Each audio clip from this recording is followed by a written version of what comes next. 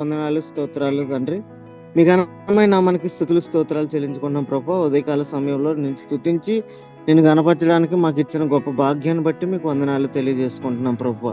ఇదిగో తండ్రి, ఇప్పుడు దాకా తండ్రి నాయన ప్రార్థనలో తోడుగున్నారు, అలాగే చక్కని పాటల్లో తోడుగున్నారు తండ్రి. మీకు వందనాలు, స్తోత్రాలు. ఆరాధనలో తోడుగుండి నడిపించారు, మీకు వందనాలు అయ్యా. ఇదిగో తండ్రి, సర్వోన్నతుడ దేవ, మీకు వందనాలు, స్తోత్రాలు. ఇదిగో తండ్రి, వాక్యం ద్వారా తండ్రి ఏ వర్తమానం అయితే నాయన ఇదిగో తండ్రి ఏ వాక్యం ద్వారా ఏమైతే మాట్లాడుతున్నారో తండ్రి మా కొరకు అయ్యా, ఇదిగో తండ్రి సర్వోన్నతుడా దేవుడా, మా సూటిగా తేటగా మాతో మాట్లాడమని ప్రార్థన చేస్తున్నాం అయ్యా. పరిశుద్ధాత్మ దేవుడా తండ్రి నాయన, ఇదిగో తండ్రి నీ దాసులు చెప్తున్న మాటలు తండ్రి నాయన, ఇదిగో తండ్రి నేను నోటిగా బోరగా మార్చుకుని తండ్రి నాయన, ఇదిగో సర్వోన్నతుడా దేవా నాయన, చక్కని వర్తమానం మాతో మాట్లాడమని తండ్రి నాయన దయచేయమని ఉదయకాల సమయంలో తండ్రి అయ్యా తండ్రి నా రాజేశయ్య వాక్యము తండ్రి నాయన మేమందరము తండ్రి వాక్యానుసారంగా జీవించడానికి సహాయము చేయమని, వాక్యం ద్వారా మీరు మాట్లాడమని ఈ చిన్న ప్రార్థన పాదాలు చెంతకు చేర్చుకోమని పొద్దున అడుగుతున్నాం తండ్రి. ఆమేన్. వాళ్ళు దేవుని స్తుతిద్దాం. చిన్న పాట పాడి నేను వాక్యంలోకి వెళ్తానండి.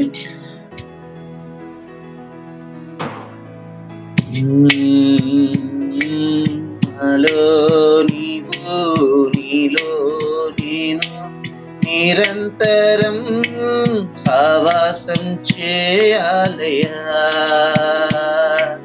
నాలో నీవు, నీలో నేను నిరంతరం సావాసము చేయాలయ్యా. యేసయ్యా యేసయ్యా నా చేయి పట్టి నన్ను నడిపించవా. యేసయ్యా నా చేయి పట్టి నడిపించవా. నాలో నేను, నీతో నేను నిరంతరం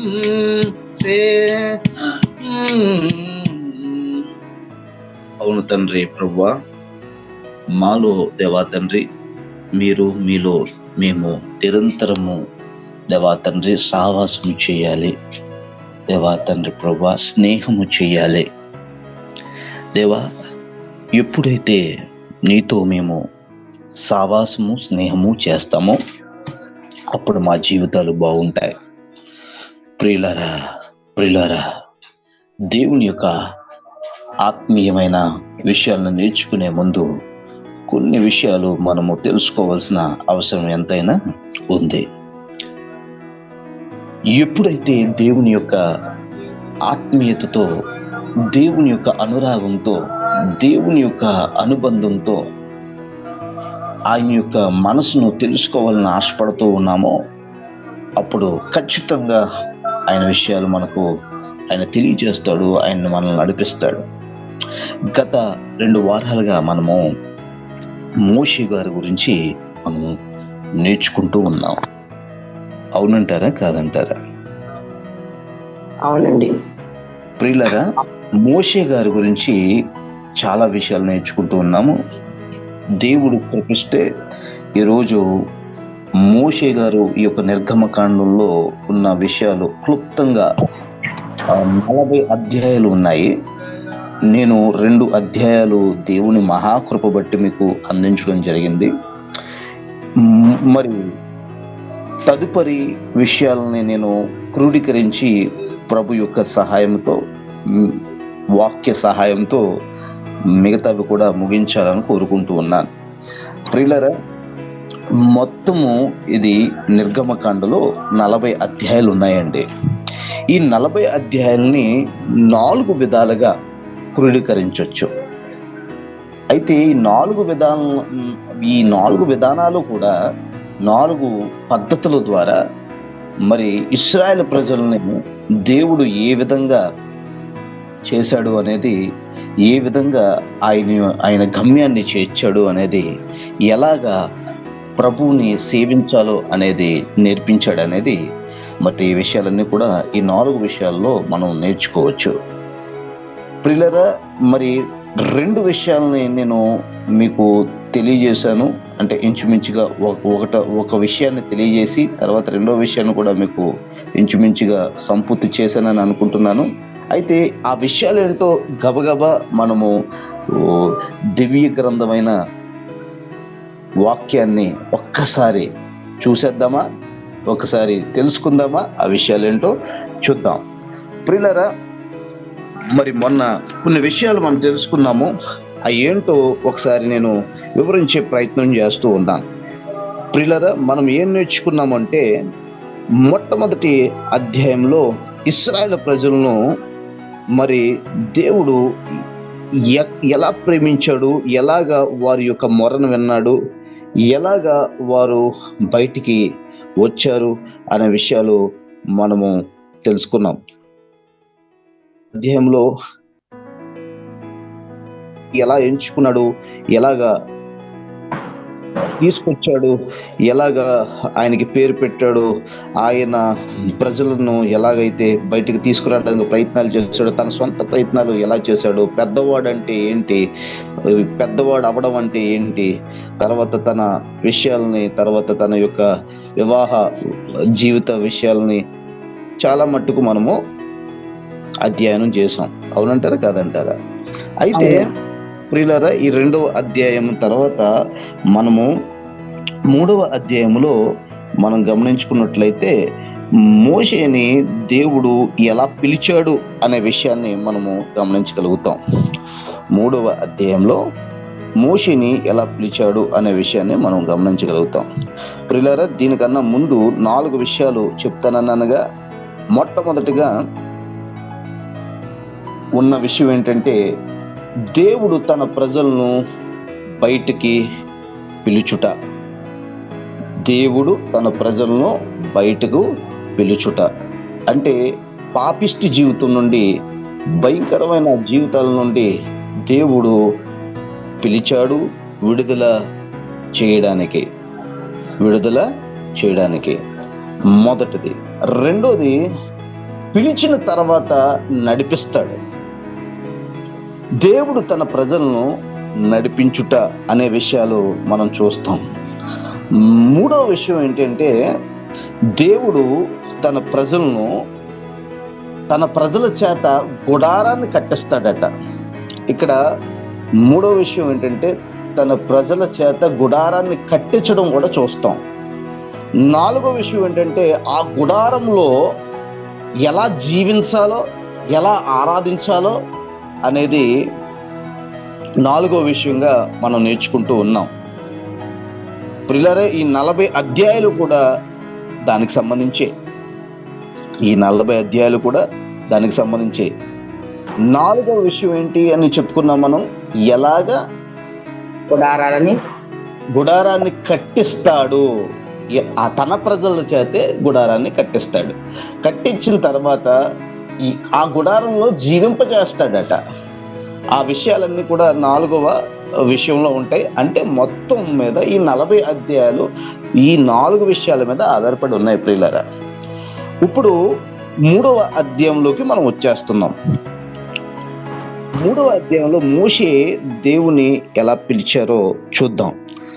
మోషే మొదటి అధ్యాయం చూడండి, మొదటి వచనం చూడండి. మోషే ఇత్రో అను తన మామ మందని మేపుచు ఆ మందను అరణ్యము అవతలకు తోలుకొని పోయి దేవుని పర్వతమైన హెరోబునకు వచ్చెను. ఒక పద చదవనండి. చదువు. ఒక పదను అడవికి అగ్ని జ్వాలలతో యెహోవా దూత అతనికి ప్రత్యక్షమాయెను. అతడు చూచినప్పుడు అగ్ని వలన ఆ పొద మండుచుండెను గాని పొద కాలిపోలేదు. అప్పుడు మోషే ఆ పొద ఎలా కాలిపోలేదో నేను ఆ తట్టు వెళ్ళి ఈ గొప్ప వింత చూచెదరనుకొనెను. దానికి ఇంకా చదవనండి. చదువు. దాన్ని చూచుటకు అతడు ఆ చుట్టూ వచ్చుట యెహోవా చూచెను. దేవుడు ఆ పొద నడుమ నుండి మోషే మోషే అని అతని పిలిచెను. అందుకతడు చిత్తము ప్రభువా అనెను. అందుకు ఆయన దగ్గరికి రావద్దు, నీ పాదముల నుండి నీ చెప్పులు విడుము, నీవు నిలిచి ఉన్న స్థలము పరిశుద్ధ ప్రదేశము అనెను. మరియు ఆయన, నేను నీ తండ్రి. చాలు నువ్వు నుంచున్న ప్రదేశము పరిశుద్ధ ప్రదేశం అని అనెను. ప్రియులరా, ఒక విషయం గుర్తు పెట్టుకోవాలి. దేవుడు నీ జీవితాన్ని ఎంతగానో ప్రేమించాడు.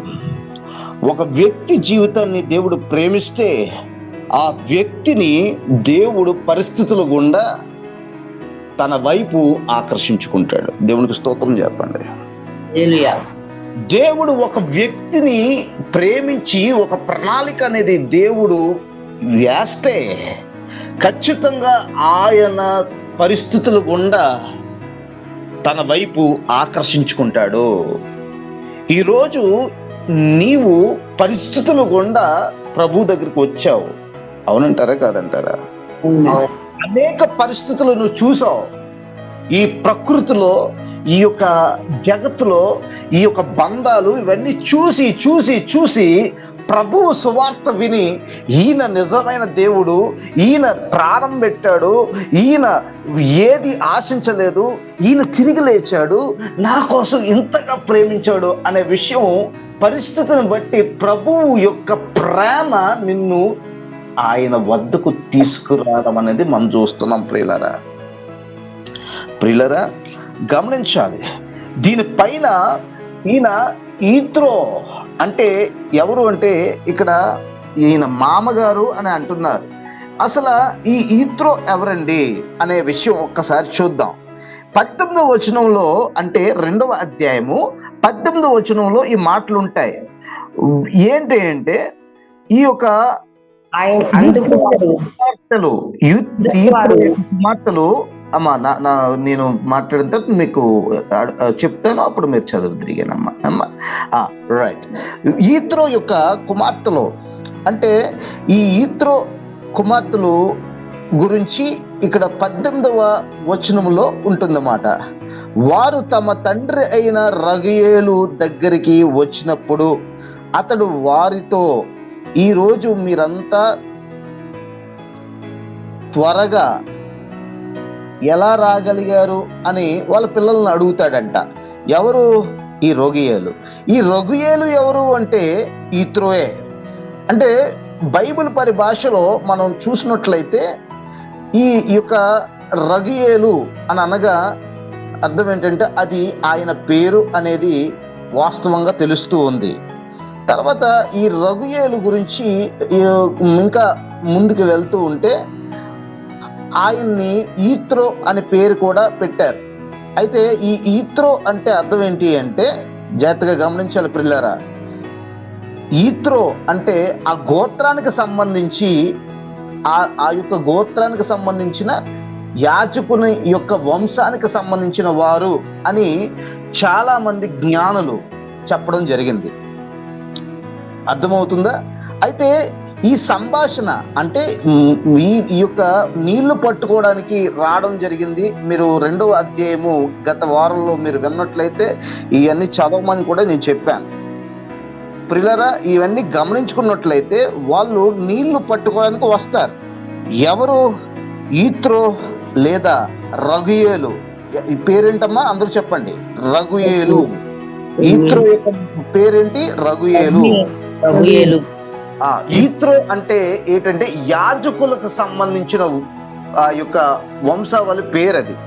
అర్థమవుతుందా? ఈత్రో అంటే ఇప్పుడు చూడండి, ఇక్కడ మనము లేవీయులు అని అంటున్నాముగా. మన క్రైస్తవ భాషలో ఈ యొక్క మన యూదుల యొక్క విధానాల్లో వాళ్ళని ఏమంటారండి? యూదులు అంటారండి. యూదులు. మరి ఆ యొక్క యూదుల్లో మరి ఎలాగైతే లేవీయులు ఉన్నారో, ఈ లేవీయులు ఎలాగైతే మరి యాజక వృత్తిని చేస్తూ ఉన్నారో, అలాగే అన్యజనుల్లో మరి ఆ యొక్క యాజక వృత్తిని చేస్తున్నారు. ఆ చేస్తున్న వృత్తిలో ఆయన్ని ఏమన్నారండి? ఈత్రో అని చెప్పి అన్నారన్నమాట, సంభాషించారు. అయితే ఆయన అసలు పేరేంటి? రగుయేలు. యాజక వృత్తిని చేస్తున్నవాడు ఆయన. ఇప్పుడు బాగా అర్థమైందా మీకు ప్రియులారా? ఇక్కడ ఈ విషయాలన్నీ ఎందుకు చెప్తున్నాను అంటే, దేవుడు ఒక వ్యక్తిని పిలుచుకోవడం అనేది సందర్భాలకుండా జరుగుతుంది. ఏదో ప్లానింగ్ కాదు ఇది. దేవుని యొక్క విధానాలు. ఎలాగంటే ఆయన ముందుగానే పకడ్బందీగా ప్లాన్ అయ్యాడు. సందర్భం ప్రకారంగా దేవుని వైపు ఆకర్షించాలి అనేది ఆయన చిత్తం. ప్రియులారా, అనుభవపూర్వకంగా దేవుని వైపు రావాలి. అంతేనే గాని దేవుడు ఆయన ప్రత్యక్షం చేసుకొని నిన్ను ఆకర్షించేసుకోవడానికి ఇదేమి ఆటపాటలు కాదు. ప్రియులారా, దేవుడు ఎప్పుడు కూడా ఆయన ప్రజలను, ఆయన పిల్లలను ఎలా ప్రేమిస్తాడో తెలుసా? వారికి వారుగా ఆయన వద్దకు రావాలి. మొదట నువ్వు వద్దకు రా, అప్పుడు దేవుడు నీ వద్దకు వస్తారని వాక్యం సెలవిస్తూ ఉంది. ప్రియులారా, ఈరోజు నీవు ఎలాంటి వాడు అయినా సరే, నువ్వు ఎలాంటి దానివైనా సరే, దేవుని యొక్క ప్రేమను బట్టి దేవుని వద్దకు వచ్చావు, ఖచ్చితంగా దేవుడు నిన్ను ఆకర్షించడనే విషయం నువ్వు తెలుసుకోవాలి. ఈరోజు అర్థమవుతుందా ప్రియులారా? దేవుడు నిన్ను ఆకర్షించుకున్నాడు. ఇప్పుడు నాతో చెప్పండి, దేవుడు నన్ను ఆకర్షించుకున్నాడు. దేవుడు ఆకర్షించుకున్నాడు. ఆయన మనల్ని ఆకర్షించారండి. ప్రియులారా, ఆకర్షించిన తర్వాత ఏం జరిగింది అంటే ఆయన విధి విధానాలని తెలియజేస్తాడు. చూడండి, మరి మోషేకి దేవుడు ఏం చేశాడు అంటే అనేక విషయాలు చెబుతూ 3వ అధ్యాయంలో మోషే మిద్యాను యాజకుడైన ఈత్రో అనే తన మామ గొర్రెల మంద మేపుతున్నాడు. ఎవరి మామ? మోషే గారి మామగారట. ఎవరు ఈ మామగారు? యాజకుడట. యాజకుడు వంశాన్ని పిలిచే పదమే ఈత్రో. అర్థమవుతుందా? అసలు పేరేంటి? ఆయన పేరు చెప్పాలి. రఘుయేలు గారు. అర్థమవుతుందా?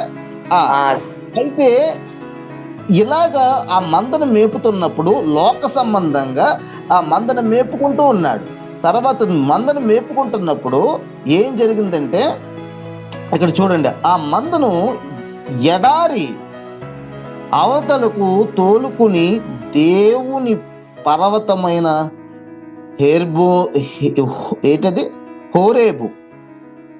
హోరేబుకు చేరాడు. దేవుడు పర్వతమైన హోరేబుకు చేరాడు. మొదటి వచనంలో ఉంటుంది. ఈరోజు ప్రియులారా, ప్రతి ఒక్కళ్ళు కూడా ఎడారి మార్గం గుండా ప్రయాణం చేయాల్సిన వారమే. రకరకాలైన ప్రయత్నాలు చేసుకుంటూ ఆ యొక్క ఎడారి మార్గం గుండా మనము ప్రయాణం చేస్తూ ఎడారి అవతలకు తోలుకుని దేవుని పర్వతమైన హోరేబుకు చేరాడు అన్నట్టుగా ఈరోజు మన జీవితాలు కూడా ఈ ఎడారి అవతలకు మన జీవితాలు తోలుకుని పోవాల్సిన అవసరం ఉంది. దేవుని పర్వతము ఎక్కాల అనగా దేవుని పర్వతం దగ్గరికి మనం రావాలా. ఏంటండి దేవుని పర్వతము అంటే? దేవుని యొక్క జీవము, దేవుని యొక్క జ్ఞానము, దేవుని యొక్క ఆత్మ సంబంధమైన విషయాలు. అప్పుడు అటువంటి ప్రాంతంలోకి వచ్చినప్పుడు, అటువంటి ఆలోచనలోకి నువ్వు వచ్చినప్పుడు ఖచ్చితంగా దేవుడు నిన్ను దర్శిస్తాడు. దేవుడికి గట్టిగా హల్లెలూయా చెప్దాం. ప్రియులారా, ఈరోజు చాలా మంది జీవితాల్లో మరి ఆలోచనలు ఎక్కువైపోయినాయి. దేవుని యొక్క విధానాలని ఎక్కడెక్కడ చూడాలా అని ఆలోచిస్తూ ఉన్నారు రకరకాలుగా. అప్పుడు క్రైస్తవులు కూడా పుట్టి క్రైస్తవులు అంటున్నారు. పుట్టి క్రైస్తవులకు కూడా క్రీస్తుని తెలుసుకుంటున్నారు, కానీ ఇటువంటి అనుభవం లేదు. దేవుని వద్దకు రావడం అనేది లేదు. నీవు అన్నిటిని విడిచిపెట్టి ఈ ఎడారి ప్రాంతం నుండి నువ్వు ఏం చేయాలి? ఇప్పుడు చూడండి, గొర్రె మందను మేపుతున్నాడట. ఆ మందను ఎడారి అవతలకు తోలుకుని దేవుని పర్వతము అయిన హెబ్రోకు హోరేబుకు చేరాడట. ఈరోజు ఇటువంటి అనుభవాలు ప్రతి ఒక్కరికి ఉండాలి. నీవు నీకివ్వబడిన మందను పట్టుకుని రావాలి. ఎక్కడికి రావాలి? దేవుని యొక్క విధానాల వైపు రావాలి, దేవుని పద్ధతుల వైపు రావాలి. అర్థమవుతుందా ప్రియులారా? మీకు అర్థమైందా? మీకు ఏది ఇవ్వబడితే ఆ ఇవ్వబడిన దాన్ని తీసుకొచ్చి ఈ దేవుని వద్దకు వస్తే దేవుడు నువ్వు ఎందుకు బ్రతుకుతున్నావో ఆయన తెలియచేయడానికి సిద్ధంగా ఉన్నాడు. ఆ పర్వతము దగ్గర ఉన్నాడు. ఆ పర్వతము సియోను పర్వతము. అది ఉన్నతమైన పర్వతము. అది జీవం కలిగిన పర్వతము. అది క్రీస్తు యేసు అనే జీవించే పర్వతము. ఆ పర్వతం వద్దకు నువ్వు వస్తే ఆ పర్వతం వద్ద దేవుడు ఏర్పాటు చేసిన ఒక స్థలం. అది ఎత్తైన ప్రదేశము. ఆ ఎత్తైన ప్రదేశము పరిశుద్ధమైన ప్రదేశము, ఎవరికి అందని ప్రదేశము, ఎవరు చేరుకోవాలని అనుకోలేని ప్రదేశము. అటువంటి ప్రదేశానికి దేవుడు నిన్ను తీసుకెళ్ళి అక్కడ నీతో ముఖాముఖిగా మాట్లాడడం జరుగుతుంది. దేవుడికి స్తోత్రం కలుగును గాక. ఏంటండి అటువంటి ప్రదేశం ఎలా తీసుకెళ్తాడండి దేవుడు అని అంటే, నిన్ను పెద్ద పెద్ద పర్వతాల వైపు నిన్ను ఇప్పుడు నడిపించాడని కాదు ప్రియులారా. అటువంటి ఆలోచనలోకి దేవుడు తీసుకెళ్ళినప్పుడు, అటువంటి ఆలోచనలోకి నువ్వు వెళ్ళినప్పుడు, నీవు నీ యొక్క జీవితాన్ని పట్టుకుని ఆయన దగ్గరికి వెళ్ళినప్పుడు, అన్ని దాటుకుని వెళ్ళినప్పుడు, అన్ని తాలుకుని వెళ్ళినప్పుడు దేవుడు నీతో నిశ్చయంగా మాట్లాడతాడు. దేవుడికి స్తోత్రం కలుగునుగా. హల్లెలూయా. ఈరోజు నీ జీవితాన్ని పట్టుకొని నువ్వు ఎన్నో కష్టాలు పడుతూ, ఎంతో నష్టాలను చూస్తూ, ఈ లోకముతో సావాసం చేస్తూ, ఒక పక్కన ఈ లోకం ఇచ్చిన వాటిని పట్టుకుని నువ్వు వెళ్తున్నావు. ఆనాడు కూడా అదే జరిగింది ప్రియులారా. ఏం జరిగిందో తెలుసా? ఈత్రోకి ఉన్న పిల్లనిచ్చాడు. ఈత్రో యొక్క క్షమించాలి నాకు, ఈత్రో యొక్క కూతురుని అనగా తన యొక్క బిడ్డనిచ్చినప్పుడు తను ఏం చేశాడండి? మోషే ఏం చేశాడు? ఆ ఈత్రోకు సంబంధించిన ఆస్తి, ఆ రోజులో గొర్రెలు ఉండేవి, మరి పొలాలు ఉండేవి, ఇవన్నీ ఉండేవి. అయితే గొర్రెలు ఉన్నాయి కాబట్టి ఆ గొర్రెలను పట్టుకుని, ఆ మందను పట్టుకుని ఎక్కడ తీసుకెళ్ళాడు? దేవుని పర్వతం వైపు తీసుకెళ్ళాడు. ఈ రోజు నేను కూడా నీకు నాకు ఉన్నవి లోక సంబంధంగా ఏవైతే నువ్వు పొందుకున్నావో అవన్నీ కూడా తీసుకుని దాటించాలా. ఏం దాటించాలా? ఎడారి దాటించాలా. ఎడారికి దూరంగా వెళ్ళాలా. వెళ్ళినప్పుడు అక్కడ ఒక పర్వతం ఉంటుంది. ఆ పర్వతము పరిశుద్ధమైన పర్వతము. అది దేవుని పర్వతము. ప్రియులరా, ఎప్పుడైతే అలసిపోయి నువ్వు వచ్చావో, నీ యొక్క నిందలు, నీ యొక్క భయంకరమైన పరిస్థితులు గుండా, నీ యొక్క సేవ కావచ్చు, నీ యొక్క జీవితం కావచ్చు, నీ యొక్క ఉద్యోగ పరిస్థితులు కావచ్చు, భయంకరమైన నలిగిపోయిన జీవితాలు కావచ్చు, అటువంటి జీవితాల్లో నువ్వు ఉండొచ్చు ప్రియులారా. అటువంటి భయంకరమైన పరిస్థితుల్లో నీవు ప్రభు వద్దకు వచ్చినప్పుడు ప్రభువు ఖచ్చితంగా నిన్ను చూస్తున్నాడు. ఆయన ఆకర్షిస్తాడు. ఆయన ఆకర్షిస్తే కానీ నువ్వు ఆయన దగ్గరికి రాలేదు. గట్టిగా హల్లెలూయా చెప్పండి. ఈరోజు గుండెలు బాదుకుని భయంకరమైన పరిస్థితుల్లో అలమటిస్తున్న ప్రియమైన కుమారుడా, దేవుడి వద్దకు వచ్చావు. దేవుడు నిన్ను తీసుకొచ్చారు. ఆయన నీ కొరకు ఎదురు చూస్తూ ఉన్నాడు. ఆయన స్వరము సిద్ధంగా ఉంది నీతో మాట్లాడడానికి. కాబట్టి నువ్వేం చేయాలో తెలుసా? నువ్వు పైకి రావాలి. ఆయన యొక్క పొదను నువ్వు వెతకాలి. ఆ పొదలో ఆయన నీతో మాట్లాడుతున్నాడు. అయితే ఆనాడు మోషేతో మాట్లాడాడు. మోషే, నువ్వు నిలబడిన స్థలము పరిశుద్ధమైన స్థలము, కాబట్టి నువ్వు నీ చెప్పులు విడిచిపెట్టో అని అన్నాడు. ఈరోజు నువ్వు నిలబడిన స్థలము, నువ్వు వింటున్న వాక్యము దేవుని యొక్క సజీవమైన వాక్యము. ఆయన నిన్ను మార్చబోతున్నాడు. ఆయన నిన్ను ప్రతి విషయంలోనూ నిన్ను రూపొందించబోతున్నాడు. నిన్ను మోషేని ఎలాగైతే ఆయన కడిగి శుభ్రపరిచాడో, మోషేని ఎలాగైతే ధైర్యపరిచాడో, ఆ కొండ మీద ఆయన ఏ విధంగా అయితే, ఆ యొక్క పర్వతం మీద ఏ విధంగా అయితే మోషేతో మాట్లాడాడో, ఈరోజు నీతో కూడా దేవుడు మాట్లాడడానికి ఇష్టపడుతూ ఉన్నాడు. ప్రియులారా, నీవు దేవుని వద్దకు వచ్చావు కాబట్టి అన్నీ విడిచిపెట్టు.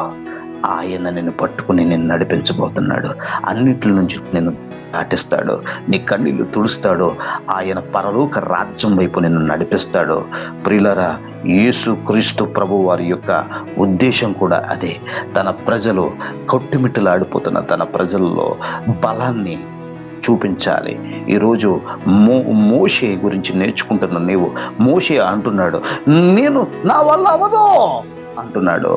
అయితే దేవుడు అంటున్నాడు, నీ వల్ల అవుతుంది, నేను నీకు తోడుగా ఉన్నా, నువ్వు వెళ్ళి మరలా ఆ యొక్క నా యొక్క ప్రజల్ని నీవు కాపాడాలి అంటే, రక్షించాలి అంటే నీవు మరలా ఆ యుక్తికి వెళ్ళాలి అంటున్నాడు. ప్రియులారా, నీవు అన్యజనులలో వెలుగుగా ఉండడానికి దేవుడు నిన్ను పిలిచాడు. కాబట్టి నీ కన్నీళ్ళు తుడుచుకో, నువ్వు ధైర్యపరుచుకో. నీ కుటుంబ జీవితాలు, నీ పరిస్థితులు ఎలా ఉన్నప్పటికీ కూడా దేవుడు ఆయన దృష్టి ఉంచాడు. కాబట్టి నువ్వు దేవుని వద్దకు వచ్చావు అనే విషయాన్ని తెలుసుకో. దేవుడు నిన్ను ఆకర్షించాడు అనే విషయం నువ్వు తెలుసుకో. ప్రియులారా, నువ్వు నమ్ముకుంటున్న దేవుడు, నువ్వు వింటున్న ఈ యొక్క వాక్యము సజీవం కలిగిన దేవుని వాక్యము, ప్రపంచాలని చేసిన వాక్యము, ఈ యొక్క భూ జగత్తుని అంతటా కూడా నిర్మించిన, ఆయన నోటి మాట చేత నిర్మించిన వాక్యము ఎవరిదో తెలుసా? సజీవుడైన దేవుడిదే. కాబట్టి అటువంటి దేవుని వద్దకు నువ్వు ఈరోజు వచ్చావు. ప్రియులారా, అన్నీ కూడా జాగ్రత్తగా పెట్టుకుని భయముతో, వణుకుతో ప్రభువుని సేవిస్తున్న ప్రతి ఒక్కరిని కూడా దేవుడు వాడుకోవడానికి సిద్ధంగా ఉన్నాడు. రాకడ దినాలు దగ్గరగా ఉన్నాయి ప్రియులారా. అందుకే ప్రభువు నిన్ను పిలిచాడు. కాబట్టి నీవు ప్రభువు ప్రేమను తెలుసుకుని ముందుకు వెళ్ళు. ప్రభు ఈ మాటలు దీవించును గాక. అందరూ కూడా మోకరిద్దాం, ప్రార్థన చేసుకుందాం. ప్రేరేపణ ఉన్న వాళ్ళు ఒకళ్ళు ప్రార్థన చేయండి. దేవుడి మాటలు దీవించును గాక. ఆమేన్. స్తోత్రం మహాగరుడ, మహోన్నతుడ, సర్వాధికారి, నీకు వందనాలు, స్తుతులు ప్రభా. ఇప్పటి వరకు నాయన నీ సేవకులు నిలబడి నాయన కొన్ని మాటలు మాకు వివరించి ఉన్నారు ప్రభా. ఇదిగో తండ్రి, ఇదిగో మోషే వాళ్ళే ప్రభా. ఇదిగో తండ్రి, మోషే తన మామ అందరిని కాసుకొని నాయన యోరాబు పర్వతానికి వచ్చినప్పుడు ప్రభా, మోషేతో నువ్వు ప్రత్యక్షించి ఎలా మాట్లాడావో ప్రభా.